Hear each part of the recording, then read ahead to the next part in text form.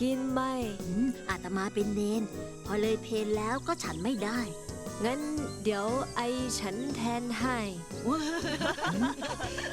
ว่าแต่ทำไมสีผิวทีโอไม่เหมือนพวกเราเลยอ่ะ โยมทีโอเป็นคนต่างชาติ มันเป็นเรื่องของพันธุกรรม สีผิวก็เลยไม่เหมือนกัน ที่พุงหมียังไม่เหมือนพุงทีออนเลยอะพุงหมีใหญ่กว่าตั้งเยอะ อันนี้ไม่ใช่พันธุกรรม แต่อันนี้เป็นเรื่องของนิสัยการกิน โยมหมีกินเยอะก็เลยพุงใหญ่ หมีบ้านไอเรียกแบร์หมีกับแบร์พุงเหมือนกันเลย ไอชอบมันอุ่นดี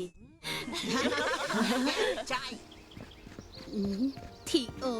การตักบาตรเป็นไปเพื่อการละกิเลส ความเห็นแก่ตัวและอุทิศส่วนกุศลให้แก่บุคคลอันเป็นที่รักที่ล่วงลับไปแล้ว นั่นน่ะพระมาแล้ว เตรียมตัวนะทีโอ ครับ เอาเลย ครับ สวัสดีครับ สติมา อายุวันโนสุขังพลัง